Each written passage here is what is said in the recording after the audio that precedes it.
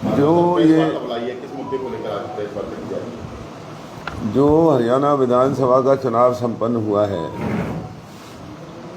उस हरियाणा विधानसभा चुनाव में कांग्रेस की आंधी थी। सभी जितने भी जो सर्वे थे, जितना लोगों का मूड था वो दिखाई देता था। हर वर्ग भाजपा के विरोध में था।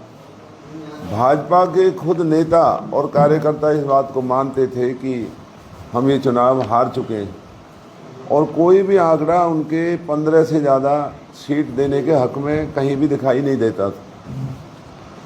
यहाँ जो आज आप लोगों को तकलीफ दी है वो पलवल विधानसभा चुनाव क्षेत्र में हुई धांधलियों के बारे में, जो कि यहाँ जो सरकार ने पुलिस अधीक्षक, उसका नाम मैं जानता नहीं, जो भी एसपी यहाँ लगाया है, और एक ये कैंप का एसएचओ, एक हथीन गेट चौकी इंचार्ज, क्योंकि इनका ही ये इलाका था जहाँ ये काउंटिंग होनी है। तो 5 तारीख की रात को भी जब हथियारों से लैस बदमाश कैंप में डर बना रहे थे, पैसा बांट रहे थे, हमने पुलिस को बुलाया, पुलिस वहाँ नहीं आई। 4 तारीख की रात चार होगी। तो वहाँ जब हमारे लोगों ने उन गाड़ियों को घेरा तो पुलिस ने जिन गाड़ियों में और ज़्यादा पैसा भरा हुआ था, दारू भरी हुई थी, उनको भगाने का काम किया। और एक गाड़ी जो लोगों के घेरे में आई उसके खिलाफ कार्रवाई करने से मना किया। मुझे खुद को वहाँ जाना पड़ा और मैं खुद उस गाड़ी में बैठ कर के कैंप थाने में जा कर के एसएचओ को हथियार दिया, जिसकी वीडियो है, लेकिन कोई कार्रवाई उस दिन भी नहीं हुई थी। और हमने उसकी शिकायत डीसी को, क्योंकि वही डिस्ट्रिक्ट इलेक्शन ऑफिसर होता है पुलिस के बारे में, पुलिस एसपी, एसएचओ, एसआई या जो इनके कर्मचारी जहाँ जहाँ जो चुनाव में डर और भय बना रहे थे, एसपी ने पलवल में पता नहीं कितने लोगों को फ़ोन कर करके कहा भाई मेरे ऊपर दबाव है, किसी भी तरीके से बीजेपी उम्मीदवार की मदद करनी है। तो एसपी ने अपनी हैसियत से बाहर बढ़ करके और अपनी जिम्मेवारी से बाहर बढ़ करके आपा गिरा करके लोभ और लालच में इस चुनाव को ख़राब करने का काम किया है। और उसकी सबसे बड़ी जो हमें शिकायत है कि इस चुनाव में जो एक धांधली नज़र आती है, हम अभी 4 दिन तक चुप रहे, हमने कुछ नहीं कहा, हम जवाब मांगते रहे। और वो धांधली है जो गिनती वाले दिन रात को 3 बजे, नहीं 8 ही हो गई थी, 8 को गिनती होनी थी। सवेरे 3 बजे हमारे आदमी नीचे सीसीटीवी कैमरे के सामने बैठे हुए थे और अचानक से हमारे स्ट्रांग रूम का, जहां ईवीएम रखी हुई थी, उनका कैमरा बंद हो जाता है। हमारे आदमी ने खबर की हमें, हमने एसडीएम को उसी वक्त फ़ोन किया। एसडीएम ने कहा कि भाई ऐसी कोई बात नहीं है, कोई टेक्निकल खराबी होगी, मैं अभी आपको थोड़ी देर में बताती हूँ। हमने उसी वक्त उसको एसएमएस किया हमारे प्रतिनिधि ने कि भाई ये इस तरह से इतने बजे मशीन ख़राब हुई है। एसडीएम कहने लगी कि मैं कल आपको बता दूंगी कि ये ऐसी कोई बात नहीं है और हम आपको सबूत देंगे। अगले दिन हमने फिर पत्र लिखा।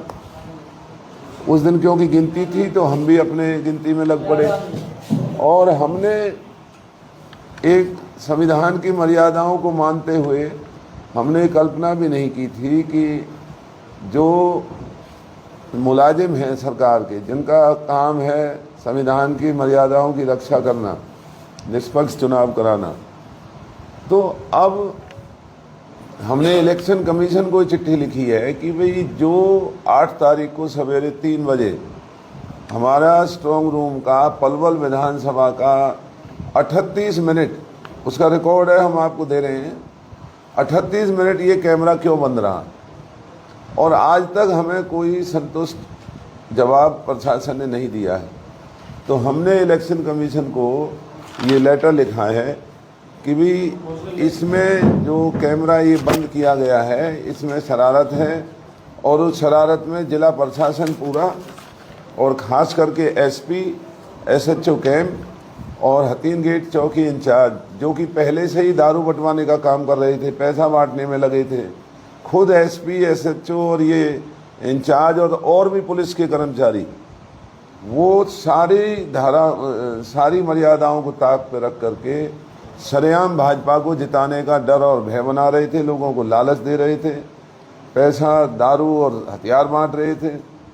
तो अब हमने इलेक्शन कमीशन को लिखा है कि भाई हमें इसका जवाब दिया जाए, और अगर इलेक्शन कमीशन कोई अभी भी जवाब हमें नहीं मिलता है कि हमारा ये कैमरा 38 मिनट क्यों बंद रहा, क्या ऐसी वजह थी, और जो ये चौंकाने वाले नतीजे आए हैं, तो फिर हमें शक करना पड़ेगा और जो भी कानूनी कार्रवाई हमसे बनेगी उसे हम करेंगे।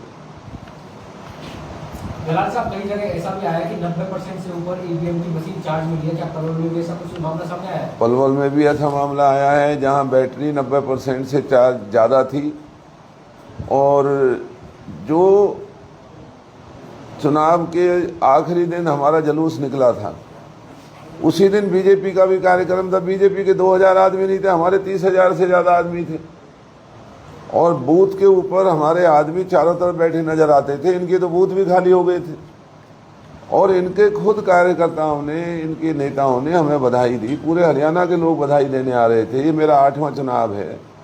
ऐसा चुनाव मैंने कभी ज़िंदगी में नहीं देखा जैसा पलवल की 36 बिरादरी के लोगों ने और हमारे साथियों ने, हमारे कार्यकर्ताओं ने इतना ज़बरदस्त इलेक्शन लड़ा कि ऐसा इलेक्शन हमने कभी देखा नहीं। तो अगर ये ईवीएम का ये जवाब हमें दे देते तो हम हार मान करके इनको बधाई देते, लेकिन क्योंकि ईवीएम का स्ट्रॉन्ग रूम का कैमरा क्यों हटा रहा 38 मिनट, तो 38 मिनट में तो कुछ भी हो सकता है। और पुलिस अधीक्षक और सारी पुलिस उसके नीचे, इसको लगाया इसलिए था यहाँ कि भाई तूने पलवल के चुनाव को ख़राब करना है, और उसने हर सूरत में आपे से बाहर रह करके अपनी वर्दी को बेचने का काम किया है, लोगों पर दबाव बनाया है, डर बनाया है। तो इलेक्शन कमीशन को इसका जवाब देना चाहिए भाई ऐसा क्यों हुआ है। हमारे लोगों के ऊपर झूठे मुकदमे बनाए जा रहे हैं, और जो बीजेपी के लोगों ने खुली गुंडागर्दी की उनके खिलाफ कोई कार्रवाई नहीं। तो ये पहली दफ़ा ऐसा हुआ है। तो अगर इलेक्शन कमीशन ने कोई जवाब नहीं दिया तो फिर हम अगला कदम उठाने को मजबूर रहेंगे कि हमें क्या करना है। तो आप कह रहे हो अगला कदम कोई आंदोलन होगा, क्या होगा कांग्रेस पार्टी की तरफ से? देखिए, हरियाणा से ऐसी शिकायतें हैं, 20 जगह से लिखित शिकायत मिली है। ये पूरे हरियाणा में बीजेपी ने बनी बनाई सरकार को लूटने का काम किया है। ये डाका है, ये चुनाव नहीं है, ये वोटों के ऊपर और लोगों के विश्वास के ऊपर डाका है। तो बीजेपी को जवाब देना होगा, देना चाहिए। लोग भी सख्ते में हैं, दिन और रात लोग 36 बिरादरी चुनाव को जिताने में लगी हुई थी, लेकिन ये अचानक ऐसा जो हुआ, कोई सट्टा लगाने को तैयार नहीं था। जो सट्टे का रेट था वो हमारा सबसे कम था। पलवल में लोग पैसा लेके घूमते थे, भाई सट्टा लगा लो, कोई सट्टा लगाने को तैयार नहीं था।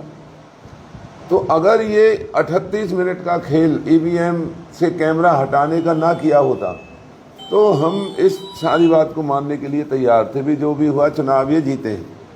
लेकिन जब तक इलेक्शन कमीशन हमें ये तसल्ली नहीं देगा कि ये 38 मिनट जहां हमारी मशीनें रखी हुई थी उन मशीनों से 38 मिनट ये कैमरा क्यों हटाया गया, और अगर ये कोई तकनीकी खराबी थी तो उसका हमें कारण बताया जाए, जो कि आज तक नहीं बताया हुआ। हमारी इतनी चिट्ठियां लिखने के बावजूद भी सारे वो लेटर में आपके संग इसके लगा करके दे रहा हूँ, जो हमने उनको भेजे हैं, व्हाट्सएप किए हैं, भेजे हैं खुद, अभी तक भी इनका कोई जवाब हमारे पास नहीं है।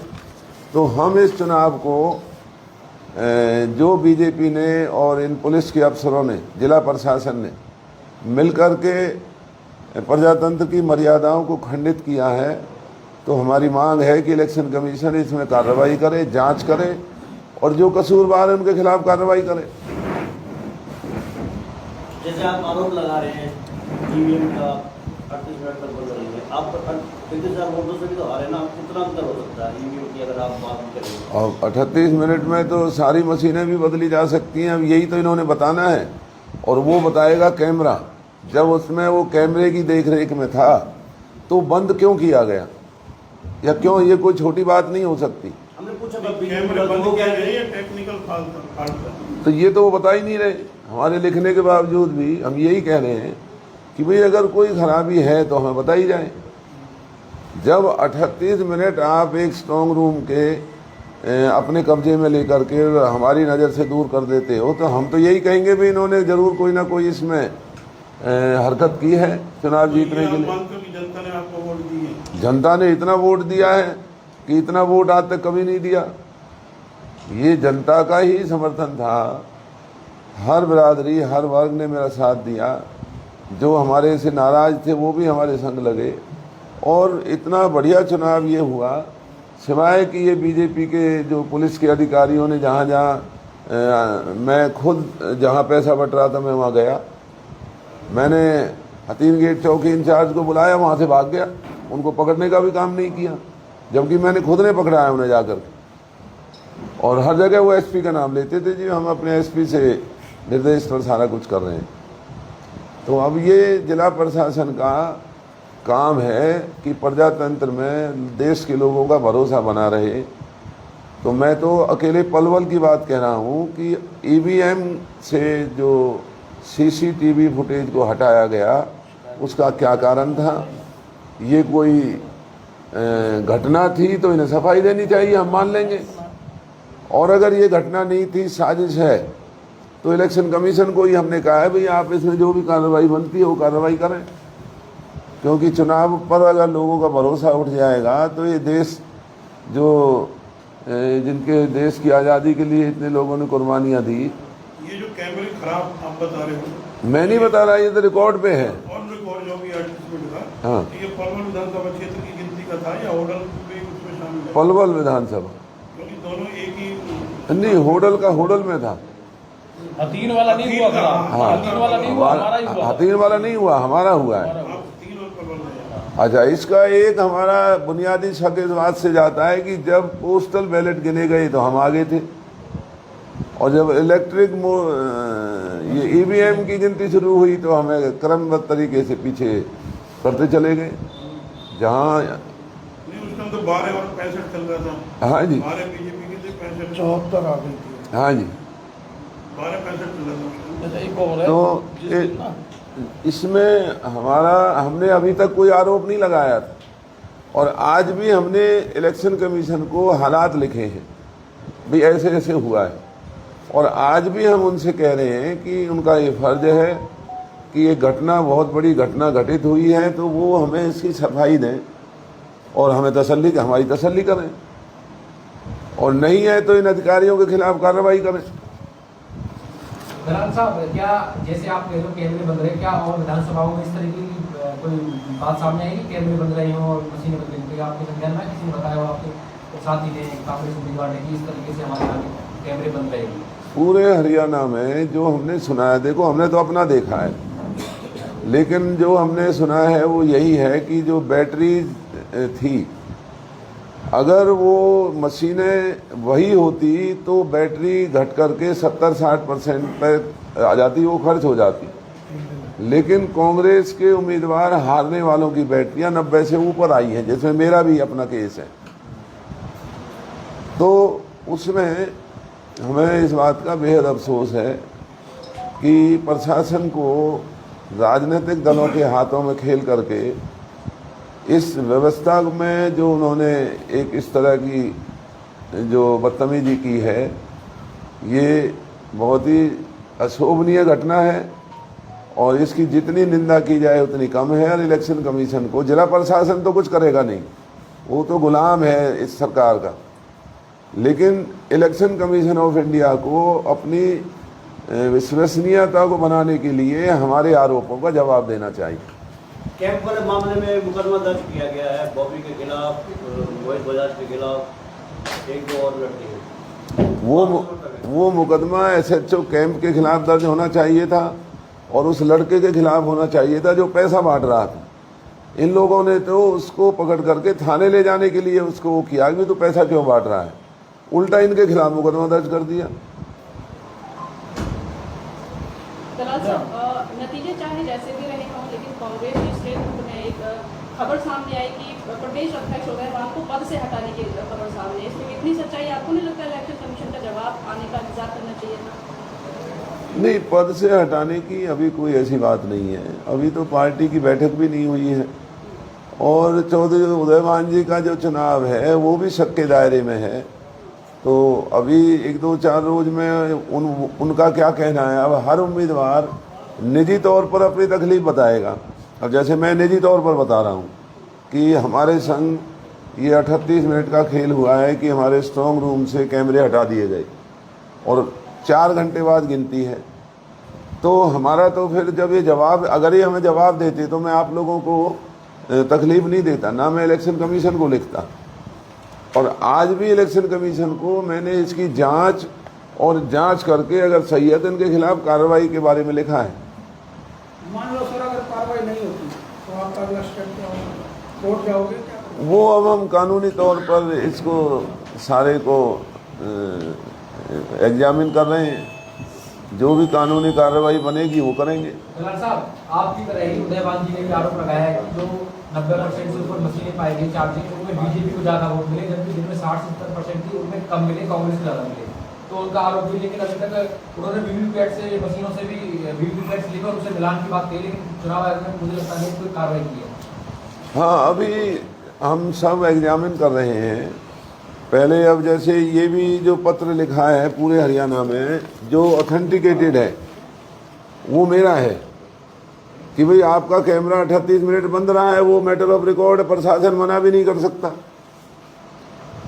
तो अब ये देखते हैं इसमें क्या जवाब देते हैं।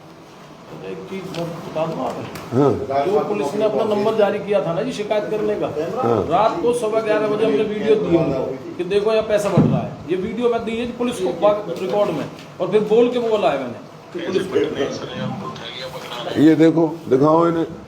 ये वीडियो हमने पुलिस जो कंप्लेंट का एक नंबर दिया था पुलिस ने, उस पर हमने ये वीडियो डाली। सरेआम देखो पंजाबी धर्मशाला पे 5-6 गाड़ियाँ रात को 11:30 बजे, जबकि आचार संहिता लागू हुई थी, 11:30 बजे 5-6 गाड़ियाँ सरेआम पैसा बांट रहे थे। फिर हमने पुलिस को ये दी, पुलिस से हमने बोला भी, लेकिन पुलिस वहाँ कोई आई नहीं। ये सारी देखो जी गाड़ी सारी चल रही है यहीं पे, सारी गाड़ी खड़ी है यहीं पे। ये एसपी की सारी निगरानी और में। बाहर अच्छा 50 आदमी देखो जी आचार संहिता में। आपके तो फोन ही नहीं उठाया शायद एसडीएम ने। नहीं, मैं तो उसको फोन ही नहीं करता ऐसे बेईमान अफसर को। ये जो वॉइस कॉल है, ये एसडीएम को और उनको है ये 50 आदमी एक इस जगह एसपी बैठे को हुए हैं। मुझे पता था, मैंने इस बात तक फोन नहीं किया। साहब के तो घर पे भी आ गए सुबह देखो जी आचार संहिता में मैंने कही 50 आदमी एक जगह गुट बना के बैठे हैं, वीडियो भेज रहे हैं हम, कोई कुछ उनके खिलाफ कोई मुकदमा दर्ज नहीं हो रहा। आई सू सू गू गू करके जा रही है। रोज हमारे आदमियों के खिलाफ अब रोज झूठे मुकदमे दर्ज हो रहे हैं।